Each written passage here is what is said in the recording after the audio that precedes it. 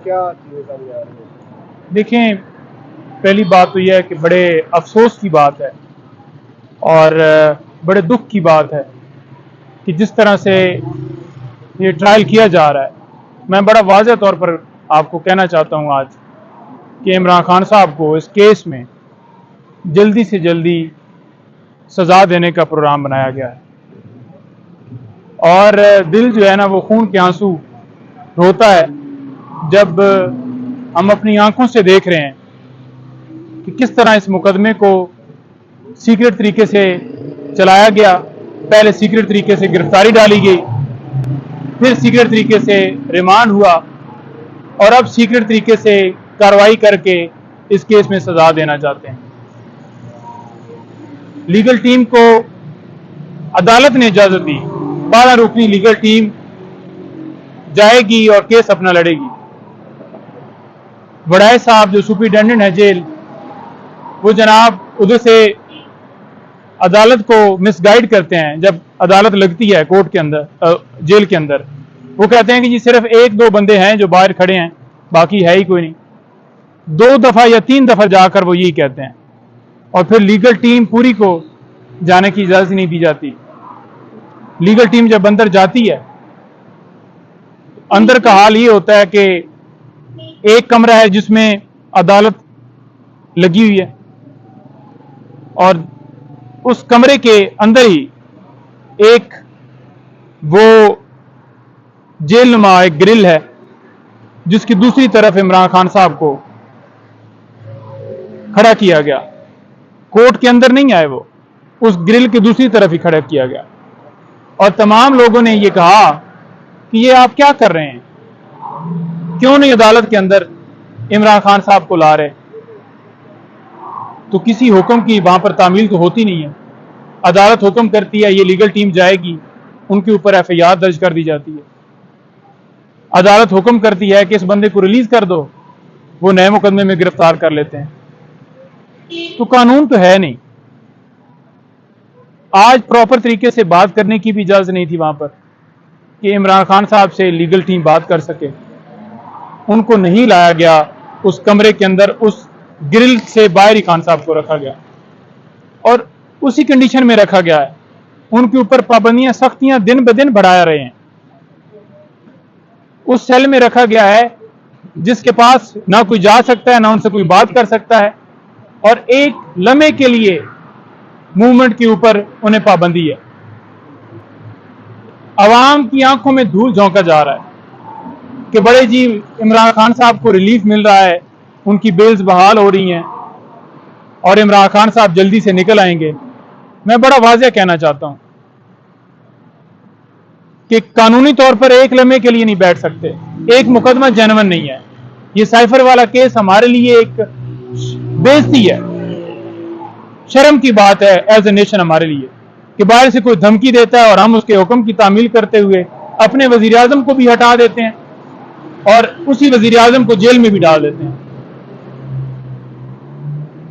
तो इनका जो प्लान है वो बड़ा क्लियर है कि इमरान खान साहब को जल्दी से जल्दी सजा दी जाए। आज नकूल तकसीम करने के हवाले से समाज फिक्स है।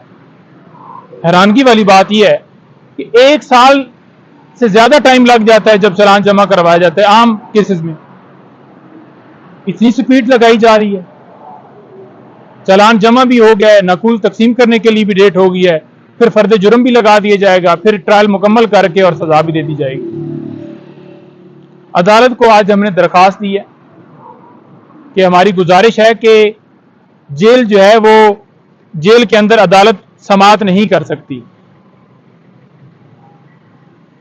और उसके लिए मामला हमारा इस्लामाबाद हाई कोर्ट के अंदर पेंडिंग है। तो जब तक वो डिसाइड ना हो जाए तब तक इस कार्रवाई के ऊपर समाअत जो है वो रोकी जाए, प्रोसीडिंग्स रोकी जाए, क्योंकि मामला पेंडिंग है। यहां पर तो आपको पता है ना कि इस्लामाबाद हाई कोर्ट में तो फैसले महफूज कर लिए जाते हैं, फैसले सुनाए नहीं जाते। जो फैसला कहा जाता है कि जी महफूज है, उसके बाद निकलते ही नहीं है। अब ये 25 तारीख इसी तरह से महफूज किया गया है कि ओपन ट्रायल हो और दूसरे नंबर पर जो नोटिफिकेशन है वजारत कानून का वो कलदम करार दिए जाए कि जेल के अंदर अदालत नहीं लग सकती और जज अबुल हसनात साहब के हवाले से भी कहा हो कि इस कोर्ट को ये केस असाइन नहीं किया जा सकता, लेकिन वो पेंडिंग है। जमानत के ऊपर समाअत नहीं हो रही, जमानत लटकी हुई है, जमानत के ऊपर मेरिट के ऊपर आर्गूमेंट ही नहीं हो रहा है। और मैं दो चीजें बड़ी, तीन वाज़ेह तौर पर ट्रायल कोर्ट के हवाले से जो माइंड उन्होंने अपना शो किया है कि वो किस तरह से इमरान खान साहब को इस केस में सजा देना चाहते हैं। हम जिस जज के हवाले से बात करते हैं, लोग कहते हैं जी कि आप जजेस के ऊपर प्रेशर डालते हैं कि वो आपके हक में फैसला नहीं दे रहा। पहले नंबर पर जज साहब ने जो फैसला दिया, उस फैसले के अंदर कोई ऐसी एविडेंस रिकॉर्ड के ऊपर नहीं है, कोई ऐसा जुमला नहीं है जो साबित करे कि इमरान खान साहब का ये कसूर है या उन्होंने ये जुर्म किया है। Number one. नंबर टू, जब अदालत से मैंने ये कहा आपने बेल इमरान खान साहब की खारिज की है, तो उस बेल जो ऑर्डर आपने किया है उसके अंदर तो कोई ऐसी चीज नहीं है। तो उन्होंने कहा कि आपने देखा नहीं कि वो कितने शवाहिद हैं। मैंने तो नहीं देखा कि कोई शवाहिद हैं उस ऑर्डर के अंदर। और तीसरी चीज, जब अदालत के अंदर प्रोसीडिंग हो रही थी तो जज साहब ने वाज़ेह तौर पर कहा कि वो साइफर तो बड़ा जी, वो तो बरामद करना है, किधर है वो, किधर गुम हो गया। यानी कि उन्होंने कहा कि वो साइफर कहां है। फिर जो बड़ा क्लियर करता है कि वो जज साहब जो हैं वो किस तरह से इस मुकदमे को वन साइडेड देख रहे हैं, उसके मेरिट नहीं देख रहे जो उनके रिमार्क्स हैं। और जिस तरह से उजलत से ये केस चलाया जा रहा है, ये फौरन इस केस के अंदर खान साहब को सजा देने के लिए प्लान बनाया गया। और खान साहब को इलेक्शन से बाहर करना चाहते हैं, खान साहब को जेल में रखना चाहते हैं। और ये जो फैसला होगा ये हमारी तारीख में ब्लैक, या ये कह लें कि सुर्ख अल्फाज से ये लिखा जाएगा, और ब्लैक डे होगा जिस दिन ये फैसला दिया जाएगा जो इनका प्रोग्राम है। और ये कौम जो है ये कभी माफ नहीं करेगी। इस वक्त बड़ा वाज़ेह तौर पर कौम के लिए एक इम्तिहान है, और वाज़ेह तौर पर मैं कौम को ये मैसेज देना चाहता हूं कि आप इसको लाइटर मोड में ना लें कि तोशा खाना के अंदर 3 साल सजा हो गई और उसके बाद सस्पेंड हो गई और फिर आप सुकून में रह जाएं। ये बाकायदा तौर पर इमरान खान साहब को एक पूरे प्लान के साथ अंदर डाला गया और प्लान के साथ ही उन्हें साइड पर किया जा रहा है। सदियों में ऐसे लीडर मिलते हैं, और वो लीडर जिसने मुस्लिम उम्मा का मुकदमा लड़ा, जो आप लोगों के लिए इस वक्त जेल में है, जो हमेशा आपकी बात करता है। उनकी सेहत के हवाले से जरा बता दें। बड़े रूमर्स हैं सोशल मीडिया पर कि उनको दिल की तकलीफ है, आंखों में नहीं चल के पड़े हुए हैं, या फिर वो लागर दिखाई दे रहे हैं। आपने खान साहब को कैसा पाया? आपने तो देखा जा रही बात है। देखिए, मेंटली तौर पर बहुत स्ट्रांग आदमी है और हमेशा उन्होंने हौसले हमें भी दिए हैं, लेकिन अगर फिजिकल देखा जाए तो उनकी सेहत के ऊपर असर हुआ है। मैंने पहले भी बताया कि वो कमजोर हुए हैं, और जब आप किसी को इस तरह अजियत में रखते हैं, उसके ऊपर सख्तियां करते हैं और उसको मेंटली तौर पर टॉर्चर करते हैं, उसको प्रॉपर खाना नहीं दिया जाता, जो महफूज खाना है उसके ऊपर हमारी दरखास्त एक्सेप्ट नहीं की जाती कि हमारा डॉक्टर जो है वो चेक करे, तो फिर उसके ऊपर फर्क पड़ेगा। तो उनके ऊपर फर्क है।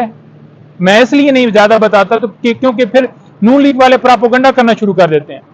वो कहते हैं जी कि देखें जी, उधर इमरान खान कहते हैं जी नेल्सन मंडेला बन रहा है, और दूसरी तरफ कहते हैं जी कि हमें खुराक दो और ये करो और यूं सख्तियां हैं, तो बाकी लोगों ने भी सख्तियां। भाई, बाकी लोग चोर थे जिन्होंने चोरी की, जिनके जुर्म थे, जिन्होंने जदादें बनाई, जो मुजरिम थे। अब इस बंदे के ऊपर, जिसके ऊपर 70 साल में एक मुकदमा दर्ज नहीं हुआ कि उसने कोई करप्शन की हो, जिसका 1 रुपए का इंटरेस्ट नहीं है, पूरी हुकूमत के अंदर उसने एक नई बिल्डिंग, नई मिल, नया कारखाना, नई कोई ऐसी प्रॉपर्टी नहीं बनाई।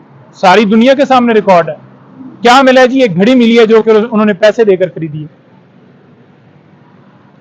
Thank you.